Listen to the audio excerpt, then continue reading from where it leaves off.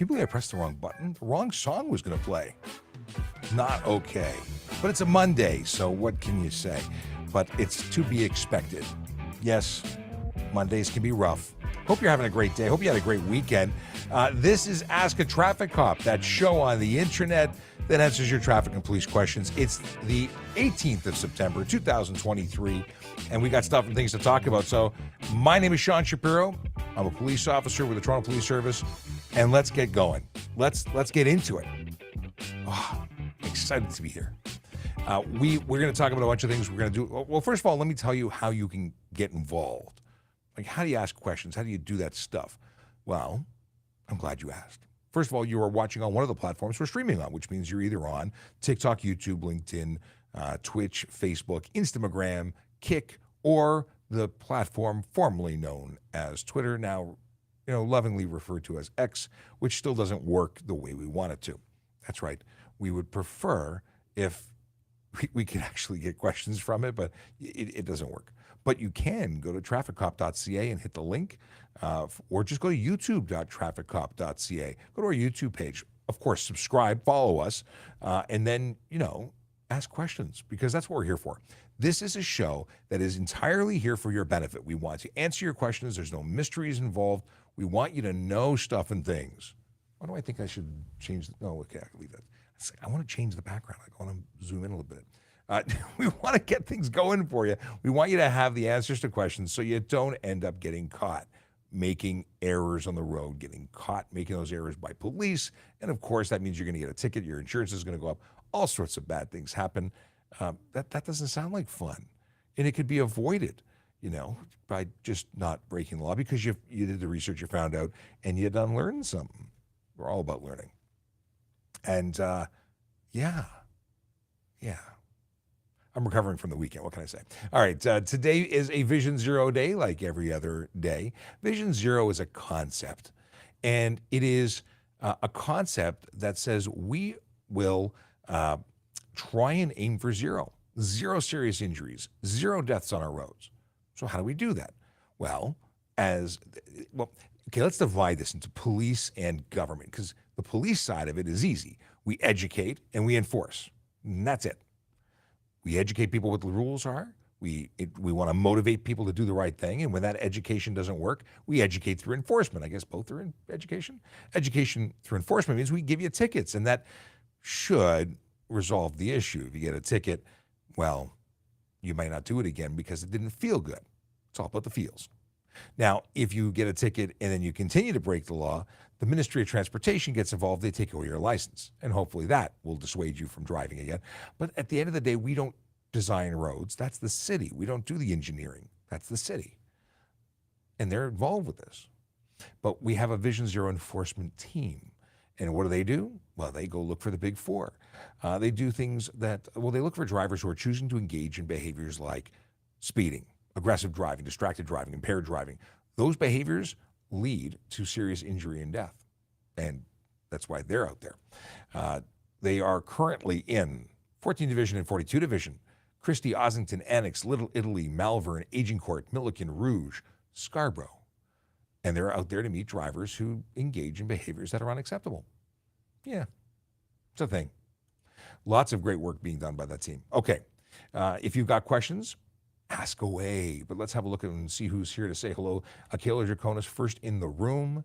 Oh, and by the way, if you're on TikTok, my wife has graciously offered to moderate again today because Dave decided to not be here. So, and JD not here. And who else is not here? We have people who just they're not here. But my wife showed up, and I thank you, because she's awesome. So greetings and salutations from the Traffic Management Center in Toronto, from Akela. We've got, so Akela has a meeting, thus will be watching us. Did you know you can replay YouTube's in fast forward? I learned that from Akela, and I do that now. If I want to I listen to my podcasts at high speed because I have no time to listen to an hour book or an hour file in an hour. I need to make that like less, maybe half an hour, and I can listen at high speed. We got Tim Shallow who says, good morning, Sean. Good morning, Tim. Happy Monday from Zombie. And let's get right into the questions, because we've got one that's coming in from the Talk of Tick. Do you guys actually look into traffic complaints? Yes. They are assigned to the divisions in which they take place. So traffic services doesn't see them. The local division where the traffic complaint is affiliated or associated with deals with them. Now, there's some that are highway related. That becomes ours. And yeah, we do. We absolutely look at them. Now, a traffic complaint, there's two types. Either there's one about a neighborhood complaint, it's something that's happening generally in an area, and then there's one about a specific driver. Both get looked into. And very often that fuels, when it's neighborhood, it fuels the enforcement side of things where we start sending officers to a particular area to deal with it. Is driving on bike lane without a helmet illegal? Depends on how old you are. Depends what you're riding. So a bicycle, truly a bicycle, no electric, nothing, you must be wearing a helmet if you're under the age of 18. As soon as you're 18, you're allowed to make bad decisions, poor choices, and be unsafe from the perspective of helmet or no helmet. Do you see I'm trying to paint a picture that helmets are a good idea? Many people from the cycling community don't like that I do that, but I am an advocate for protecting your noggin. I think helmets protect you. They don't prevent injury or don't prevent collision, but they do prevent head injuries. They don't eliminate the chance, but they reduce the amount of damage and injury. Yeah, and one particular person who got really bent out of shape with me for saying that helmets are a safety thing that are good, and he doesn't think so. So he doesn't make his daughter wear one. Yeah. Anyway. So the answer is, and I meant to continue with that. If you're on an e-bike, you must always wear a helmet. See, that's where I was going with that before I went to the side. Okay. When a cop loses in court over a ticket, is that a strike on their career record? No. We present the information, and the rest is up to the court. And if they choose to convict, they choose to convict. This isn't a game where we get points, a high score. There's no free toaster for having the most number of convictions. Just because we don't get a conviction on a charge we laid doesn't change it all for us.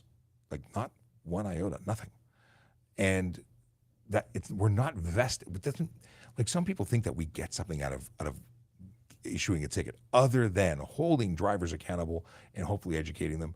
There's no personal benefit or loss if we don't get a conviction. So no, we don't care. We'd like you to be held accountable. That's why we write the ticket. But other than personal, scorekeeping, like, have I ever lost? I've given perfect evidence on a perfect situation where the person was abso-freaking-lutely guilty. And then the justice of the peace said to me, I believe you, officer, but you know what? I believe the other person too. So I'm going to give them the benefit of the doubt. And you know what?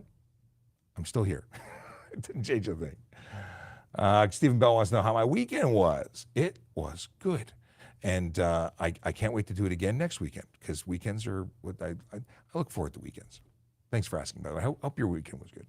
iOS 17 update today. Yes, I tried to update already. It didn't work. Let me see if I can update again or try again.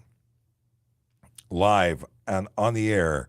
Let's try and update a computer. No, it's not showing available yet. So I don't know if it's published or what time it's going to be published. Whenever it invites me to do it, I will do it. And what I don't care about any of the features other than I am really looking forward to getting more than 2 terabytes of online storage. I will be upgrading from a 2 terabyte plan to more. So I think it's 6 or 12 terabytes in the next ways up, because I'm out of storage space. Yes. I put a lot of files and share them amongst multiple Apple devices. Okay. Are electric scooters legal? Depends. Electric scooters are not legal in any way, shape, or form in the city of Toronto. They are prohibited here.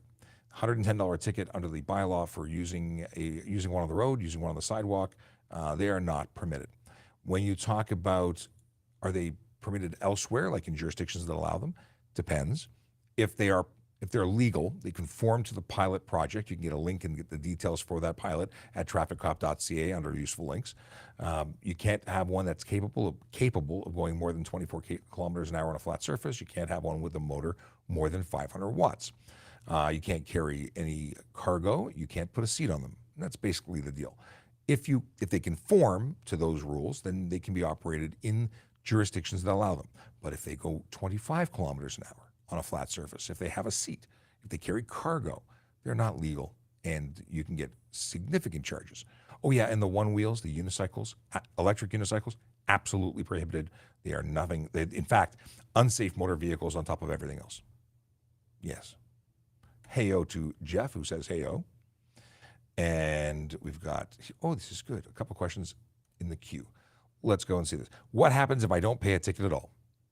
Depends on the kind of ticket. If it's a ticket on your license will be suspended, and you won't be able to drive. And if you drive while it's suspended, you get new tickets, and they're serious. What else? If you don't pay tickets that are against your plate, well, you'll get your license plate suspended, and other things happen to you. So any way you cut it, you need to pay your tickets. Yeah. What happens if you get caught riding a dirt bike on the road, on the highway, which is any road in the province of Ontario? If you're talking about highway and you meant expressway, well, that's a controlled access highway, and there may be additional charges. But at very least, an off-road bike is not permitted on the road. It's uninsured. It's unplated, and it has no headlights, no horn. It's an unsafe motor vehicle. Doesn't meet the requirements for the road. So you're looking at a whole bunch of tickets, whole bunch. And the insurance segment of it, it just alone, because maybe you have a trail insurance. It's not road insurance. $5,000 to $25,000 fine and up to 6 months in jail just on that element, which is significant, I think. If you're not licensed, you'll have tickets in that relation, like in that area too. A whole bunch of tickets, and we'd be looking to relay all of them. It's not one of those oopsie-doos, you made a boo-boo. No, we'll lay all the charges. What is this? I have a wall of my, it updated just as I went to click it. Chase says, I have a wall of my previous license plates in the basement. Since they are ministry property, are they technically supposed to be returned? In that case, I don't have a wall. They are technically ministry property, but you paid for them in terms of they're registered to you too. They're still associated with you. Like you wouldn't want to put them on somebody else's car. That would be a problem. But I don't think there's any obligation to return them, but they could be taken from you if you were being misused. I'm guessing here because I don't think there's an obligation to return them because you could use them on another vehicle. They're just things that you paid for that are assigned in your name. Okay. A court loss might not even be a real loss. Judge could have taken sympathy on the person. True. Losing, because this is going back to the question about, is there any negative impact on not getting a conviction? Absolutely. Very often the court will impose a lesser fine, a lesser conviction to a lesser and included offense. So you charge them for stunt and they get something like, I don't know, unsafe move. I don't know if those are actually associated. I'm just picking two random things, but they can do what they want. That's up to them after that. I've heard of officers who don't even stay to listen to the conviction. They leave after they provide their evidence because they're no longer involved in the process. Whatever the court does afterwards is up to them. Question on Instagram from Dom Paule. Are you allowed to cross a double line on a 2-lane road to pass someone on a bike? In the province of Ontario, there's no fine or charge associated with crossing a single, double, hashed, or solid line. There's no charge. Whatever you do while doing that, if it leads to collision, you're responsible for it. Simple as that. Do you have to give the cyclist a meter of space when passing? You do. If that causes you to go over the lane, then you need to do that. However, you have to do it most safely. If you cause a collision while doing that, there's a problem, and you're going to be responsible for that, which is what I said the first time. Just say it 6 times in different ways and it's all the same. Why is window tint such a big deal? I love the question. Window tint reduces the amount of light that comes through your window. I know, shocking, right? Light is what your eyes use to see. Equally, we need to see inside your vehicle. We need to see if you're wearing your seatbelt, using your cell phone, drinking alcohol, get a description of the driver to make sure that they are who we expect to be there. And if they're not, we need to see inside your car. So there's a couple of different charges. Well, in fact, there's 3 big ones. The first is obscure interior of motor vehicle with color or reflective tint. That means I am not seeing inside your car and I need to. That's a charge, $110. Second is obscure driver's view. That's you being able to look outside. If it's too dark and you're not able to see properly, whether you think so or not is irrelevant, whether I think so or not. And that would be a second charge, $110. And finally, if it's just so dark that it's an unsafe motor vehicle as a result of it, we're going to take your license plates. We're going to take your license plates because your vehicle is not safe. In fact, to certify a vehicle in Ontario, there are limits as to how much tint you can have, and those are separate from the other charges that I've mentioned with the obscuring your view or our view into your vehicle. What else? There is something else. The older you are, the more light you need to see, so it really does become a concern. It is possible to have legal tint during the day, which becomes illegal at night because atmospheric conditions obviously play a role into how well you can see and how well I can see inside your vehicle. So things to consider. Many people put tint on their windows and they don't take into consideration the fact that your windows came with a level of tint already.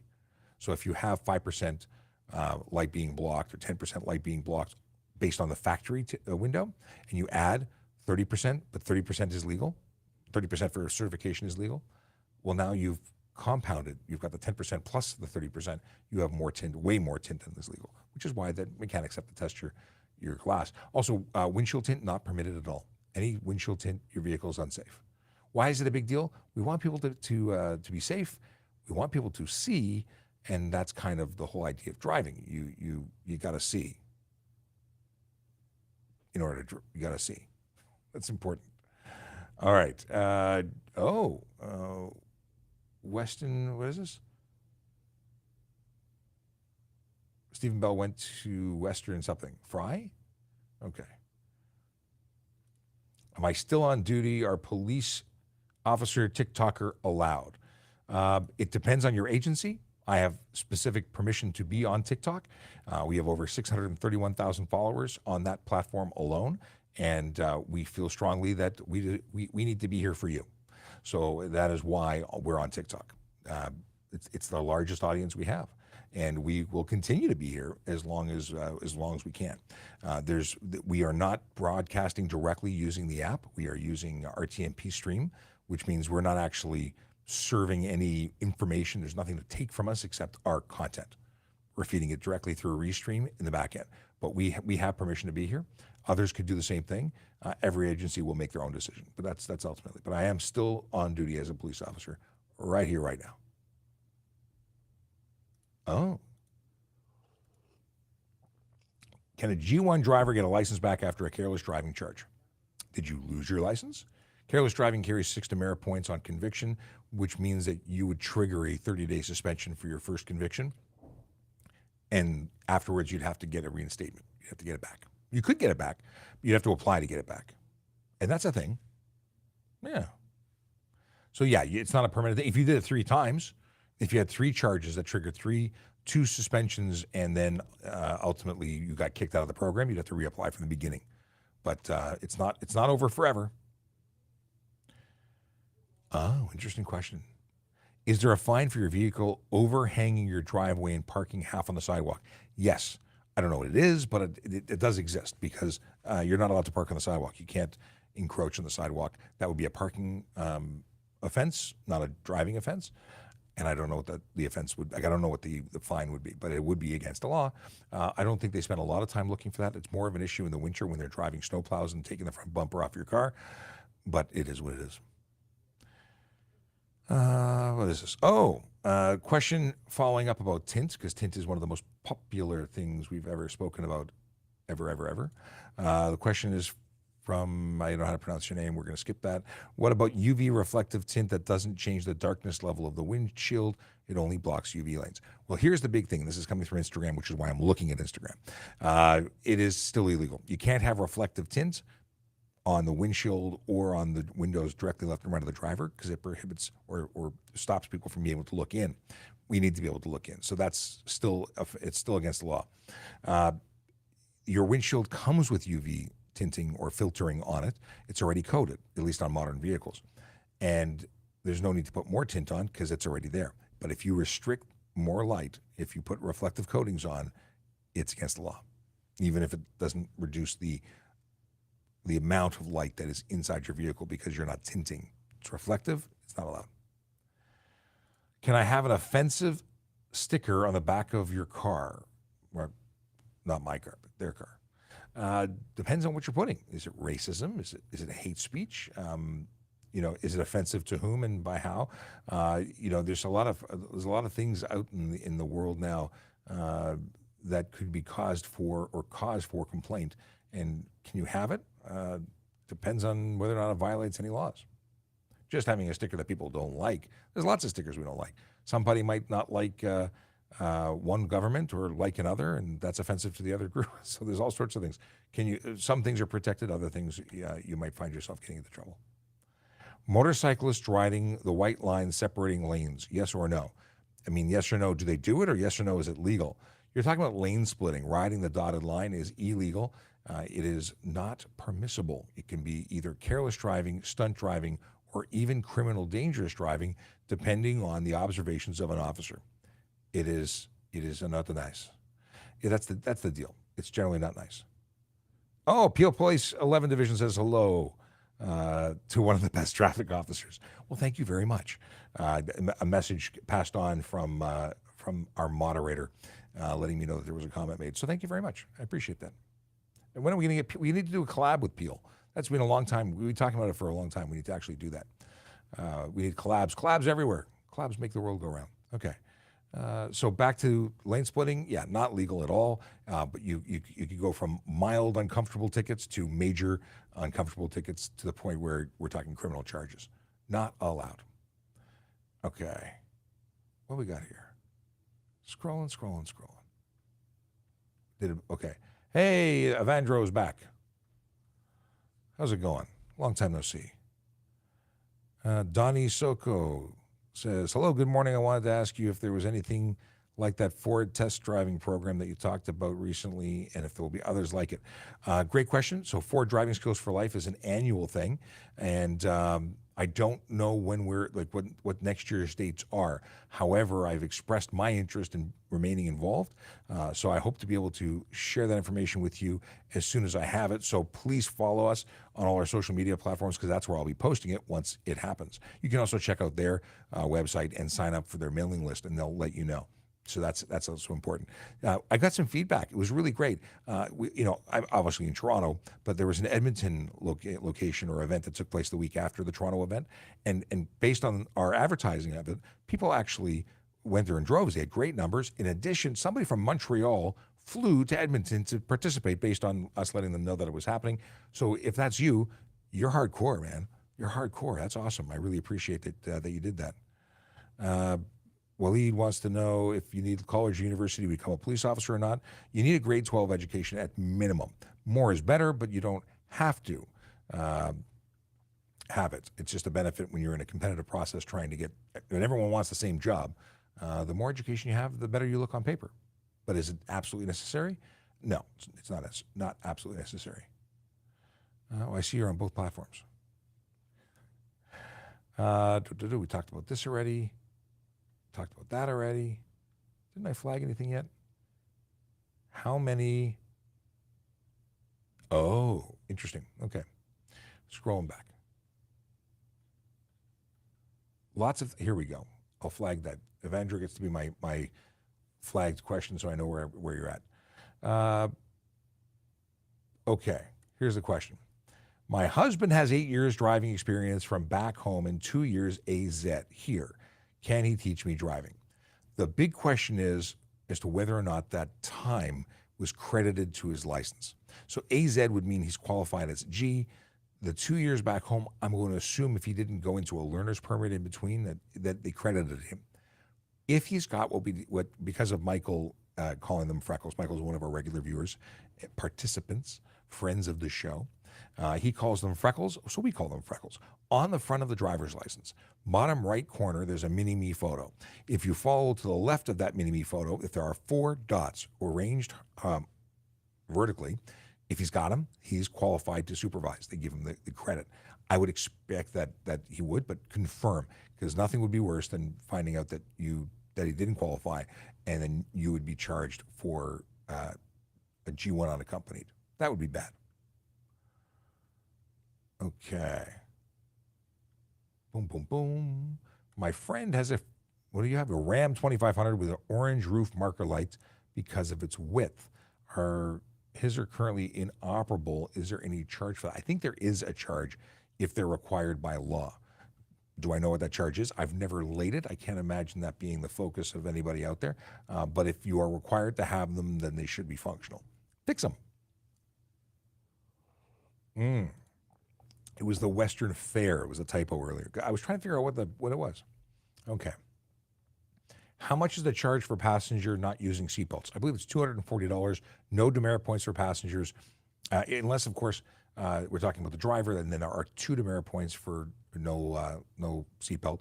And if there's a child under the age of 16, the driver gets the tickets. That's no fun. All right, what we got here? Oh, cool. A meeting I wasn't able to attend is being rescheduled, so I can attend. Nice. Okay. Did I skip anything? No. Are electric scooters street legal? We talked about this very recently. Maybe you weren't in the room when we talked about it, so I'll talk about it again. They are street legal if compliant and if the municipality allows them. Electric scooters, if we're talking about kick scooters, the stand-up ones with the skateboard deck and the 2 small tires, those are prohibited in the city of Toronto anywhere. Doesn't matter, sidewalk, park, road, not allowed, period. $110 as a fine. If you're talking about electric scooters that look like Vespas, that are e-bikes, then they're legal if they're maxed out at 32 kilometers an hour, not capable of going beyond 32 kilometers an hour on a flat surface, and have no more than 500-watt motor, not be more than 120 kilos, have functioning pedals attached. Those are for, if that's what you meant by scooter. The question really has to be more specific. I need to know what you want to know. And then I tell you. But let me know if I covered it for you. Okay. We covered this. Can I turn right in front of a bus? Oh, so can I turn right in front of a bus that's taking on passengers? I would suggest you have some patience and wait. If you are making a right turn and you're beside the bus, you're making an improper turn. If you're able to get in, passing the bus, and then getting into the right turn lane and making safely the right turn, that would be legal, as long as you can safely do it. But again, turning from the not the right turn lane, but the lane beside it, that would be illegal. I think I covered it. Okay. How long did it take? Excuse me. I'm really looking. It's been 2 weeks. I can't stand this coffee business. Not coffee. I like coffee. Coughing business. How long did it take you to become an officer? Easy or hard? I became an auxiliary officer because there was a hiring freeze. Auxiliary officer is a volunteer position. And then I became a court officer the same year because there was still a hiring freeze, but gosh darn it, there was so many cool things available, and became a court officer, which was fantastic. And then I got really comfortable. I got promoted. I was an auxiliary sergeant and a supervisor within court services. And yeah, I did that for a while. I enjoyed it. And then I became a court officer. I became a police officer. I applied and got in. That process was interrupted because there was a hiring freeze during my application process. So I was in the background stage, and then I got a call saying, we're going to, not hire anybody this year. I think that was the same day that Sergeant Ryan Russell was killed. I got the phone call. I heard the chief say that there was a freeze on television, and got a call from my background officer, and also, of course, found out that he was that Sergeant Ryan Russell was killed. I'm pretty sure that all happened on the same day. Either way, it was bad news all around. And then a couple of years later, I think it was a couple of years, they gave me a call and they reactivated my process, and then I got hired, and that was it. The actual process of becoming a police officer was awesome. I really enjoyed police college. I enjoyed all that. Now, let me tell you a little bit about becoming a police officer, since we're talking about it. There are things you need to know in terms of the process, the requirements. You need to be a Canadian citizen or PR status, permanent resident of Canada, 18 years of age or older, physically and mentally able to perform the duties of the position, having regard to your own safety and the safety of members of the public, successfully completed at least 4 years of secondary school education or its equivalent, and be of good moral character and habits, meaning you are an individual that other people view as being trustworthy and having integrity. Integrity is actually a really big thing, I think. Not just I think, it is. It is a really big thing. Then it says, in addition, you must have no criminal convictions for which a pardon is not being granted, possess a valid driver's license with no more than 6 accumulated demerit points that permit you to drive an automobile in Ontario with full driving privileges, have a current certification in CPR and first aid, possess a valid OACP certificate, which has changed since I've gone on, so you got to check with them as to what that is. You have to meet the hearing standards, vision standards, security clearance, and physically ready and able to achieve stage 7 on the shuttle run and pass the prep test. That was the most miserable thing ever for me. I did not like that. That was not fun. That part was not fun. I'm a big guy. Big guys don't like start and stop. You give me a run in one direction, no problem. Object in motion stays in motion. Stop and turn around and start up again, not fun. Just saying. Nightmares. That beep test sound is horrible. Shift schedules. You have to understand that you're going to work shifts. You're going to miss family events, and it's not going to be fun sometimes. But that's it. Hey, if that sounds great for you, go apply. If you can meet those requirements now, go apply. If you can't, well, or if it doesn't sound good to you, maybe you want to look at something else, like parking enforcement officer, communications operator, special constables, or maybe one of the many civilian roles. I say many. There's 7 currently. What do we have? Communications operator, mail courier. It's mail, like postal courier. We have a mail system. We have trucks that drive all over the city taking mail internally, to different places within the service. Intermediate program or analyst, administrative assistant, audit, and quality assurance. The YIPI program, of course, is still looking for applicants. Criminal intelligence analyst and intermediate technical analyst in radio infrastructure. Some opportunities. They're all important. You don't necessarily have to be wearing a uniform to serve your community. Doing it this way is making a difference too. In fact, our civilian members make it possible for police officers to do what we do, and they don't get enough kudos. They are awesome, and we need them and appreciate them, so thank you. If you're one of them, thank you. And if you want to become one of them, go online and apply, because these positions won't stay posted forever. You have to post before the due date. Go online, create an application profile, and you can submit your resume, and they give you a call, and hopefully you become a member of this amazing service. See, that was easy. That was easy.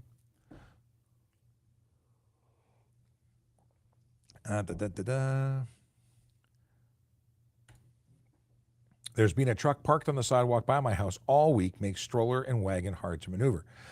If you're in the city of Toronto, you can go online and you can report that vehicle as a parking complaint.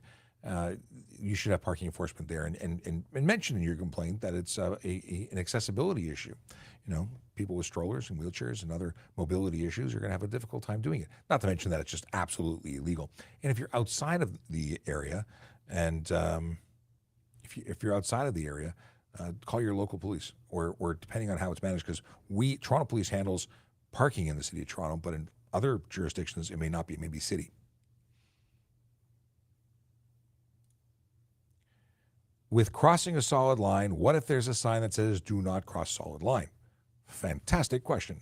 If you have a sign that says do not cross solid line, you have a sign directing you. That sign is enforceable. That sign is what you'd be failing to obey, and that's where you get a ticket. So if there is a sign prohibiting a particular activity for that, where that sign is plus 150 meters, you cannot cross the line, because the sign has the authority, not the line. How many beep, beep, beep, beep, beep, beep, beep cause problems at simple traffic stops? I'm assuming you mean people. How many people cause problems at simple traffic stops? You know what? I don't have stats on that. Sometimes it's simple and sometimes it's not. And people are very often being caught off guard in a state of panic when they get pulled over, because they've been caught. It's not because they didn't do anything. They've been pulled over and they feel unhappy because they're about to get a ticket, and maybe they were trying to get to work, and maybe that the cost of a ticket and the raise in their insurance is not going to be good for them. However, they did put themselves in that situation. It's their fault. So sometimes people get a little extra, and we do our best not to have that impact anything. Yeah. All right. Can you guys chase bikers when they go at high speed? Well, we tend not to engage in pursuits for simple offenses. Let's put it that way. We don't want to push someone to ride or drive beyond their ability and put others at risk. What we more often do is record the information and then meet them at their homes, and that is the easy way to deal with this. Sometimes we do get involved with pursuits. It really depends on what the offense is and what the conditions are and who's around and everything all in one. Like, everything gets measured all the time. It's not a simple answer. Can someone take a street sign that has fallen? Consequences. It's theft. If it fell on its own, it's still theft. It's city property.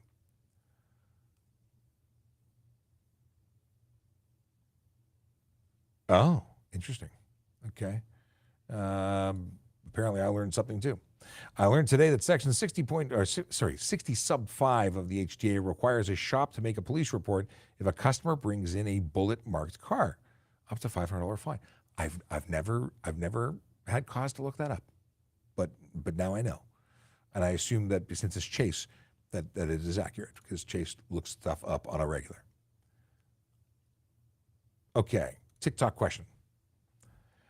When they give you a ticket for handheld, how come they bundle it with a fail to start safely? I've never bundled it. I've never bundled it. I don't know. Maybe there's more to the scenario that you've got. Maybe you were doing something in particular when you were on the phone while driving. I've never had a reason to multiply charges in that particular charge. If you did multiple things, they give you multiple tickets. If you did one thing, I don't usually qualify you for bonus points. Can you have a decal across the top of your windshield? The real question here is it decal or decal? Decal or decal? Serious things we want to know here on Ask a Traffic Cop. Something I neglected to do 6 minutes ago is remind everybody who I am and what we're doing here. My name is Sean Shapiro. I'm a police officer with the Toronto Police Service, and I talk about traffic safety, traffic law, and police stuff every single day. And I do this to help you out, to answer your traffic and police questions, to erase some of the mystery about the Highway Traffic Act, because it can get confusing. We want everyone to get to where they're going safe and sound every day, and education is the best way to start that conversation. So that's what we do here. And then we cough. We also have dad jokes. To answer your question about decals, if the decal is anywhere in the path of a windshield wiper blade, it is deemed to be blocking your view. Driver's view cannot be obstructed by decals or tint, and that is just what it is. So you can't have decals. And you could be found to have an unsafe motor vehicle at that point. At very least, have a driver's view obstructed or obscured, which would be a $110 fine if it was just for that. I would, back window, you can do what you want, as long as you have mirrors that provide a clear view to the rear. But windshield, whole different ball of wax. By the way, this episode and every episode since I started taking episodes and uploading them onto podcast platforms can be watched on or listened to and or watched on podcast platforms after the fact. So our YouTube channel obviously has every episode ever played since before we did the podcast thing. But now, if you'd like to listen to us while you're driving legally without using your data, synchronize your phone to our channel, subscribe to us wherever your podcast delight may be, and then you listen to us while you drive. It's a pretty cool way. So the question on TikTok is 2-lane road, two-way, stop, car facing me, turning left, me right. I got to start this again. 2-lane road, two-way stop, car facing me, turning left, me right. He was there first, but 10-second delay. Who has the right of way? So the other vehicle is just not responding. They're otherwise occupied. If they were there first, they're technically there to go first. But you're saying two-way stop. So are you talking about you're crossing a main road? I need to know a little more. Either way, if they're not doing anything and you can make the move safely after you've given them, reasonable amount of time to make a decision, you go. You can't wait there forever. That would be, what is that called? It's called a Canadian standoff, when everyone's just waiting around, being nice to the other person. Yeah, but I don't. The 2-lane road, 2-way stop thing is confusing. Is it you have a stop sign because you're about to enter a main road from a side road? That changes things a little bit. Stephen Bell says, I don't think you've been asked this question before, but what is the fine for no bike light on a dark time for a pedal bike? That's a good question. And I don't know if I have been asked that before, but I will have a look and see. So hang on one second. We're going to look for bicycle. Oh, come on. No, I can't look it up because my account apparently needs to be renewed. Can I log in? Maybe it'll work. Hang on. It's probably going to tell me my account has expired. My subscription is expired. Well, I got to pay $10 and do it again. So I'm not going to answer this question because it's too much work. If I can't fuzzy search it, we'll come back to it later. Excuse me.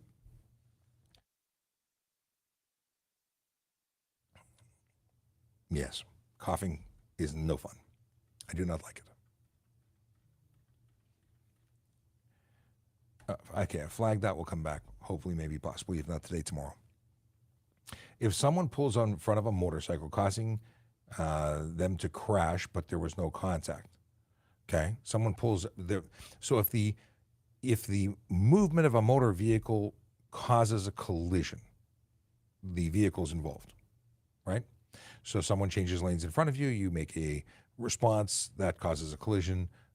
They are indirectly, or even though there's no contact, they're involved. I hope that answers your question, because that's what it is. They're absolutely responsible. Or in maybe the scale of how responsible they are could be argued, but they're responsible, involved. Shuttle run is garbage, yes. If I'm using Tesla Autopilot, it swerves when it's a new road sometimes, but I take control. Is there a ticket for that? You're entirely responsible for everything your vehicle does. If it swerves and is doing things that are swervy, expect to be investigated. You're using a test beta software. I don't think it should be on the road. You're entirely responsible. So swerving necessarily, or not necessarily a ticket, swerving causing collisions, swerving causing damage, or then you'd be responsible. And you, the driver, is responsible because you're the driver, even though Tesla is at the wheel pretending to know what it's doing. I have fairly significant feelings about this. By you using beta software, we're the test project, everyone around you. So be very careful. Pay attention. What made me want to become a police officer? The original story. I watched Chips as a kid, but I also had family in law enforcement. My dad's cousin was a federal agent, FBI, and cop, and all-around cool guy, and still is. And he was probably one of my earliest inspirations. But I also watched Chips, and John and Ponch were absolutely the reason I wanted to become a motor cop. And I got to say that I both achieved that dream and met the actors who played John and Ponch, Larry Wilcox and Eric Estrada. And they're going to be in, where did I say they were going to, where are they going to be? At the Comic-Con coming up in, we're here with, bloody hell. Hang on a second. Larry and Eric. Hamilton, I had to jog the memory. They're going to be in Hamilton. And possibly, if I can, I'll go because I want to say hello again. I went bowling with them and hung out with them earlier in the year. It was cool. Like, lifelong dream. Achieved. I don't know which one was more important, the becoming a cop or meeting them. It was very cool. Anyway, if your headlight is out, but it still has a surrounding light on it, is it a ticket? Yes. Your headlight is the projector bulb that actually projects lights and illuminates the road. It has more than 300 candela of power. And yes, my wife reminds me that marrying my wife was the highlight. But no, I'm talking about in terms of those two things, which one wins out. Of course, marrying you, honey, was the most important thing in the world. And our children and all that jazz. My wife is the moderator. She's keeping me in line. But I'm talking about between, the work thing, the police thing. Anyway, moving on. I'm going to get in such trouble. Okay, so yeah, your 300 candela power is what a headlight is. It's more than 300 candela. If your surrounding light is not a 300 candela, it's not projecting sufficient light, it's not a headlight. So it is a ticket. Are yellow fog lights legal? Yes, you're allowed to project yellow and or white light to the front of your vehicle, but those are the only two colors. Oh, interesting question. Someone wants to know how much they can speed before they get in trouble. I don't know, and I don't know for a reason. It depends on the municipality, how they have it set up, and it doesn't matter. Don't speed. I've heard different things from 10% to 10 kilometers, and I don't know the actual answer other than if you don't speed, you won't get a ticket.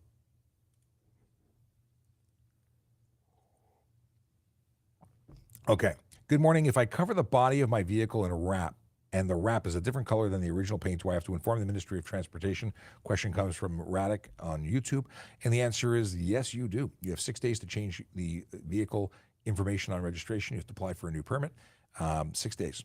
Because what's going to happen is you're going to be invested. Well, not just is it legally required, but what's going to happen is every time we look at your vehicle and we check your license plate and it comes up as blue, but it's now black, we're going to assume that those are stolen plates in a stolen vehicle or some variation thereof. So it's not only good for you because you don't get a ticket for not doing it, it's good for you because you don't want to waste your time at every intersection being pulled over by a different officer to find out why you haven't done what you're supposed to do. How do we participate in legislation of traffic laws? How do we, or how do you? Get involved with your local government.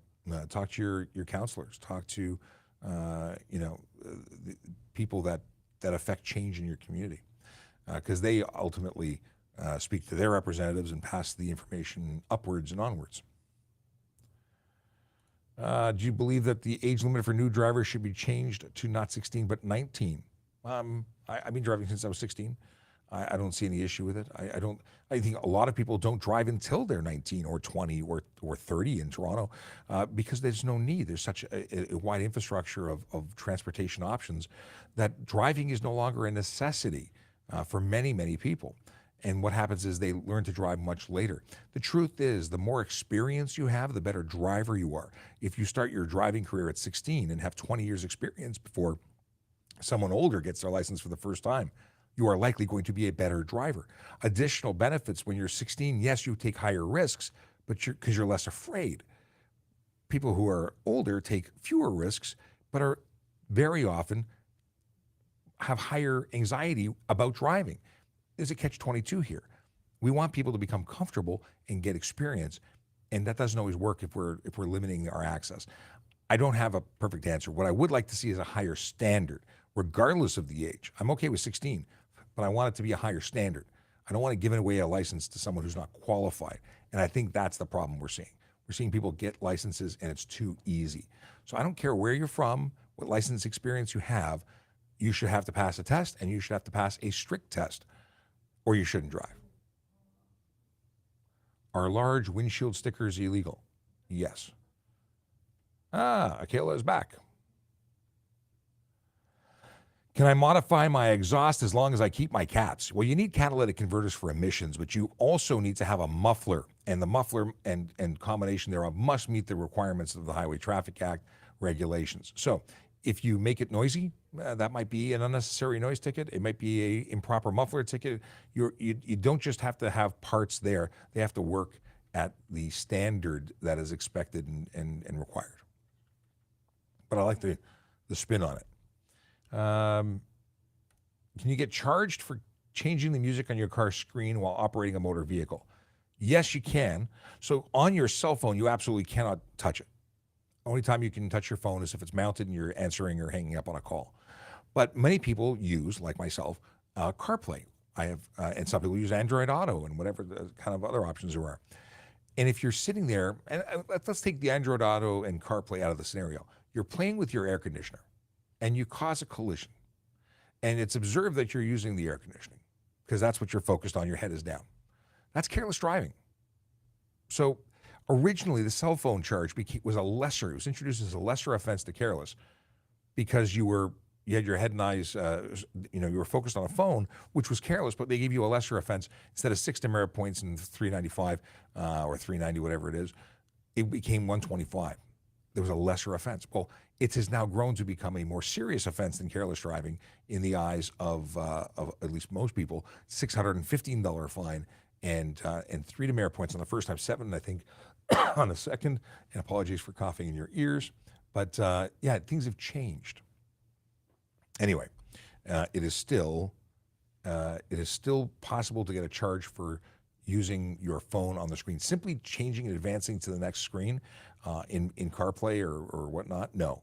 You're probably not going to see a ticket for that because you're allowed to have contact with your in-car system. But you could, if depending on what's going on, if it's negatively impacting your ability to safely operate your motor vehicle, then you could get into a problem. Ryan Pinn, driving instructor extraordinaire, says, right of way is yours to give. Completely out of context, because that's not what we're talking about right now. That was a comment from 10 minutes ago. But I love you, man. This is what I still going to talk about it. Yeah, we're talking about people having an impasse at an intersection. Yeah, right of way is something you give. You can't take it. Yeah. Oh, man, so many new questions coming in. I got to scrolling back. Okay. We're selecting this. Okay. See, when new questions come in, it scrolls up. This week's schools across Ontario will be participating in the annual Terry Fox Run. Please be aware of the children in the community. I have not thought about that in forever. Thank you for bringing it up. Yes, we'll have kids running all over the place. I didn't realize it was this week. Either way, fantastic opportunity to be involved in the community. And yes, drivers, pay extra attention. Not only are we dealing with the fact that school students are going to and from, but in general, there's just going to be a ton of people on the road. And very often, police are involved with helping ensure that this is done safely. But you know what? More caution is always better. Just be careful. Let's see here. I was asking about the stand-up scooter. Okay, the scooter question earlier on in the show, we were talking about stand-up scooters, the e-kick scooters. How many fines are being given? I see them all the time. They make me nervous driving in the city because they fly out of nowhere.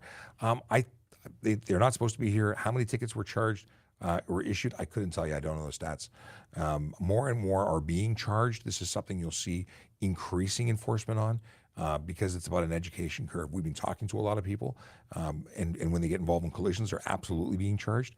But in terms of the number of e-bike or e-kick scooter riders that are being pulled over and charged on a daily, I don't know what the numbers are because we focus on the big four. We don't focus on e-kick scooters.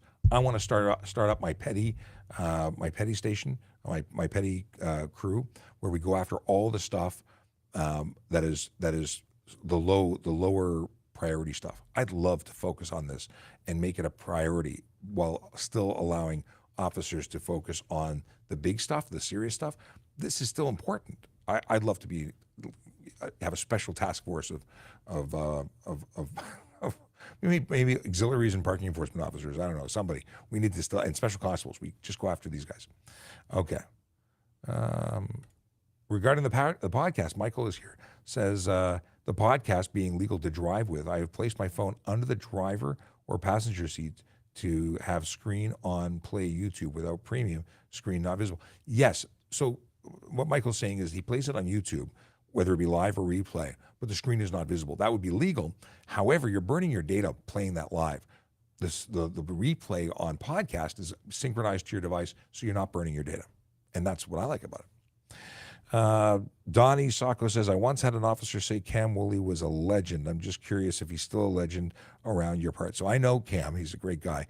He's retired. He retired from the OPP as a sergeant. He went to CP24 and was a journalist. I think it's accurate to call him a journalist. He was the TV guy for 13 years. He's since retired. And I don't know what I haven't spoken to him recently. But is he a legend? Everybody knows his name. Absolutely. And he's got cool cars too. Thanks for mentioning Cam. I remember when he retired. Is it true that people are getting in trouble of using the new feature on Mercedes vehicles that bump up and down to get out of the sand? I've seen people playing with it. I don't know if there's a charge to lay for testing out your features. I do think it's ridiculous looking when being used to just stance and draw attention to yourself. But I've never seen anybody using it on the road. Put that question in the impound. Is there a ticket if you honk at a police car? No, there's no honking at police car ticket.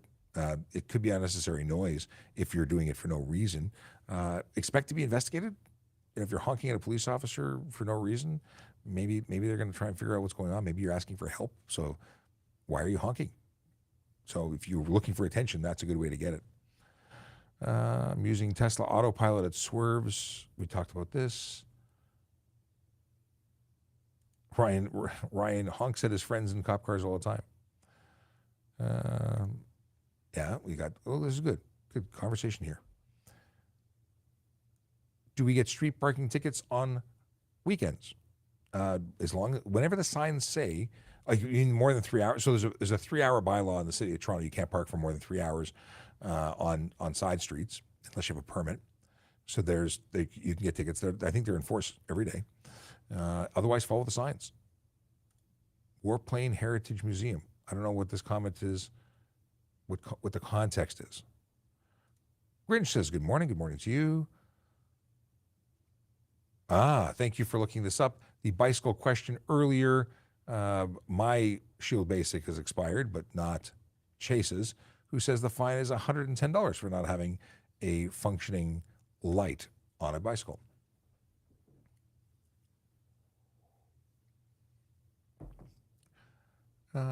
Okay, question about entering an intersection while enter an intersection that is yellow, light changes to red in the middle. Will camera take pictures and issue a ticket? The answer is no, because you have to have crossed the line after it turned red in order for them to issue a ticket. Now, based on the way you've described it, I can tell you that if a police officer saw you, they would issue you a ticket for failing to stop for a yellow light. Yellow means stop. If it turns to red while you're within the intersection, it means it was a stale yellow and you chose not to stop and instead continued to go through, which means likely you could have stopped and chose not to. There's a distinction there. If you have a yellow that turns yellow just as you enter it, that would have been unsafe for you to stop.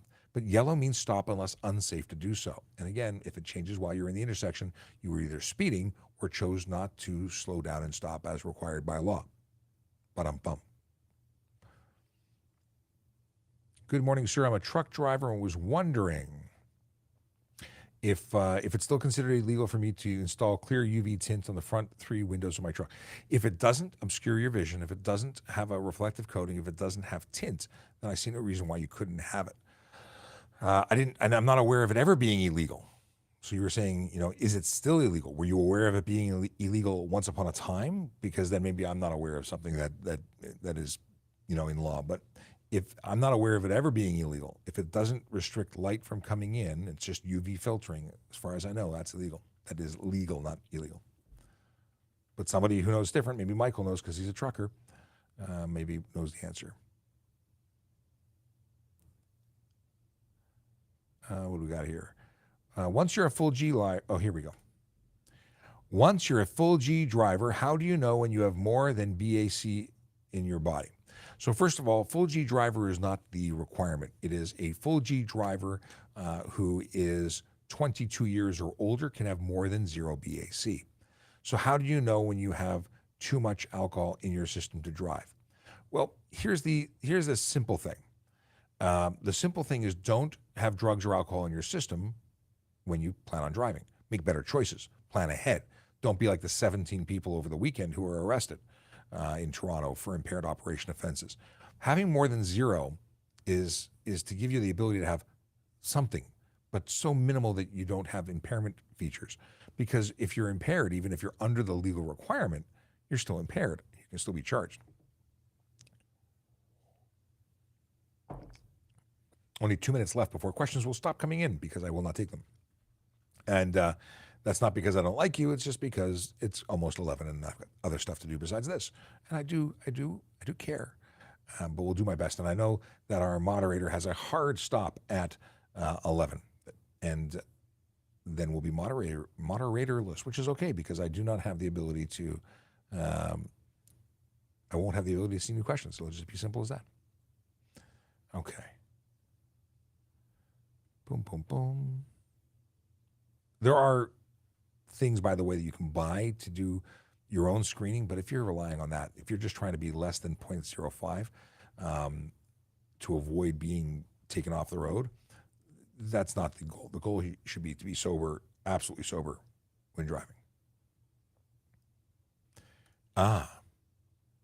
Is keeping up with the flow of traffic a defense for speeding? Absolutely not. Speeding is not allowed. Keeping up with the flow of traffic is why so many people speed. They think that, one bully bullies them into speeding, and then they don't want to have to respond back with any kind of, lawful behavior. No, it's absolutely not a behavior that is acceptable. No one is allowed to go over the speed limit other than police, fire, and ambulance, and they have various criteria for doing that. If you are speeding, even if you're going the flow of the traffic, you can be charged. Who gets the ticket? Whoever we stop. Is it fair? Yeah, you were speeding. I got 30 minutes to my next interview. Look at that. Are blue fog lights, are blue fog lights, that's not even fog lights. Are blue fog tint legal? You cannot project blue light forward. You can only project yellow or white. Yes. How did you guys do? Oh, the question about Ryan. Ryan, how was the storm? Good question. Oh, we got to flag that. Ryan Pinn's got a comment about young people.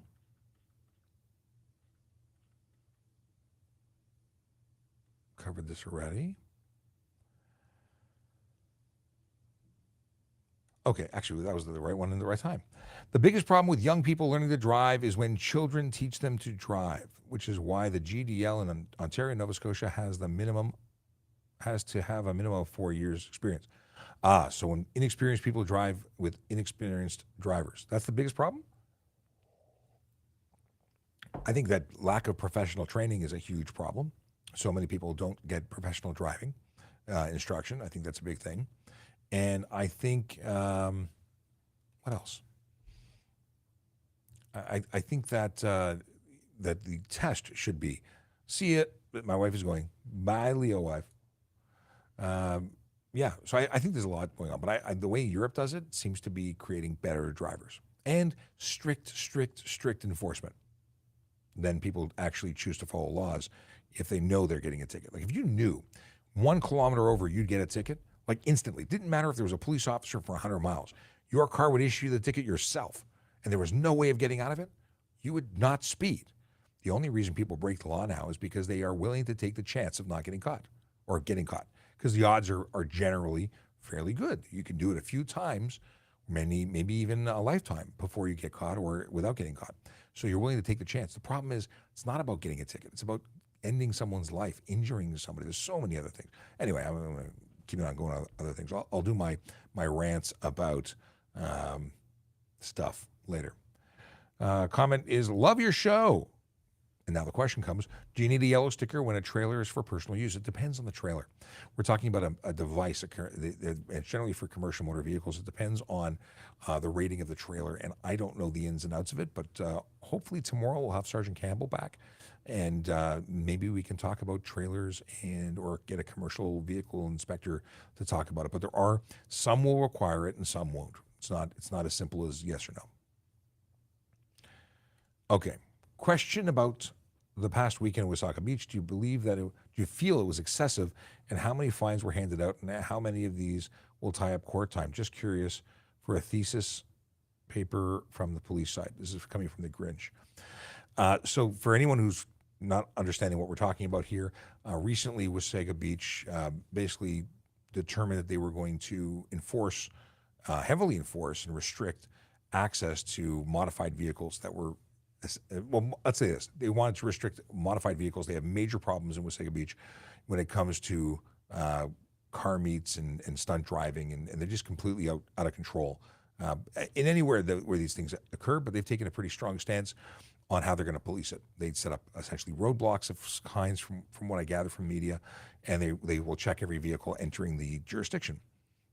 Are they doing anything different than we would do anywhere else? Yes and no. They are inspecting vehicles as they enter. They have set up with sufficient police to enforce all of the laws. Instead of just randomly, occasionally looking at a vehicle based on happenstance, they look at every vehicle. and then they enforce every vehicle that is violating. I think it's brilliant. I think we should do it everywhere all the time. Everyone should come into the city of Toronto, should have to go through a checkpoint, and they should have their vehicle inspected, and we don't let people who are unsafe. The thing, it should be happening on the border when someone drives in from the United States. If they have dark tinted windows, they should be denied entry. If it's illegal here, it's illegal. And we shouldn't be allowing anybody to get away with it until they're randomly caught. We should check everybody. So I think, and this is a personal feeling, that there's nothing wrong with it. In fact, we should be charging people for speeding over the speed limit, even if it's only 10 over, instead of waiting until someone's doing 20, 30, or 40 over. Because by waiting until it's 40 over or 50 over, we're unofficially, through lack of enforcement, permitting the behavior. So we need to be a lot tougher. But people don't want us to be tougher because then we're being mean and they want to get away with what they want to get away with. So it's a catch-22. I don't have a good answer for you other than the answer I've given you, which is personal feelings, not corporate messaging. Okay. Questions. Are transports allowed to pass in the left lane? Transports should not need to pass in the left lane because transports can't exceed the speed limit. And it seems like everyone is going above the speed limit. In fact, transports are supposed to be limited to 105 kilometers an hour, which they should never even hit because the speed limits are generally 100 kilometers an hour. So can they pass in the left lane? My understanding is unless there's a sign present, they're not supposed to be there. Sorry, unless there's a sign. Even unless there's a sign present, they're not allowed to be there. But there's also a law saying commercial motor vehicles can't be in the left lane altogether. So they shouldn't be in the left lane, and they shouldn't have to pass. Can motorcycle brake lights strobe twice and stay on? Intermittent flashes of red light are illegal, but having it flash twice and stay on, I see no issue with it. It's not intermittent flashes of red light, which would be illegal. Some people may interpret that differently, but I don't see any issue with that at all. There are devices like I used to have high-low headlights. What's the word I'm looking for? They weren't wig-wag, but they would go high beam, low beam. Modulator. That's what it was. If I'm trying to register my motorcycle, do I need insurance? They will likely want insurance to put plates on it. Yeah, I believe so. I think you do. Because how else would you what are you doing with it? You're transferring ownership. You can transfer ownership, but you can't plate it without insurance, from my understanding. Question is, here we go. Are underglow allowed in Toronto? There's no specific law against underglow. If it's mounted in such a way that you're projecting light outward as opposed to simply downward, you may find yourself getting tickets for improper headlights or taillights or for things of that nature. But it's not. Ontario traffic laws are Ontario laws, not city laws. How come cyclists don't come? What is this? How come cyclists don't stop at four-way stops, and why do they move up in traffic at red lights? Cyclists don't stop at four-way stops because the cyclists who don't stop at four-way stops don't care about the law or believe somehow that it's safer. It's not. They treat them as the Idaho stop, is what they call it, which is called not stopping for stop signs. And it's illegal. They should get ticketed at every opportunity, as should any other motorist or violator under the Highway Traffic Act. Why do they move up in traffic at red lights? That is actually something that they can do because the laws about passing on the right are only applicable to motor vehicles, which is really disappointing for me because I think they should get ticketed. It could get careless driving if it was really reckless behavior, but simply the theory is that they're getting through to the front to stay away from the back. Same as motorcycles. They want the same thing, except motorcyclists are clearly defined as not, I shouldn't say they're clearly defined. What they're doing is careless, without question, and it's a lesser, if the cyclists are staying to the right, they're doing it. There's no obligation to leave them space, by the way. The obligation is when passing them to give them a meter. But if they're passing you on the right and they cause damage to your vehicle, that's a problem. Can a GV go on Can a GV go on HOV lane no matter how many people in the car? Do you mean EV? Electric vehicles, if they have green plates, can go in the HOV lanes solo. EV with green plates can go in. And it's actually a vehicle that qualifies for green plates with the green plate on the vehicle can go into the HOV as a solo occupant. Motorcycles can also go on the HOV lane solo. The ones in the city of Toronto, different situation though. because in the city it's based on the sign, not the plate. It's funny. Let me just block this person who wants me to spend money for follow back baloney. Oh, interesting question here. What? Oh, now we're, hello, waiting for it to refresh. Still waiting for it to refresh. Come on, question. Try again. Do we break it? Oh, yeah, we totally broke it. I went to block somebody and now. Come on. Maybe the show is over now. Well, it's really thinking. The back end stuff at YouTube is messing with it. Oh, well. Question was, what happens if, maybe I can erase it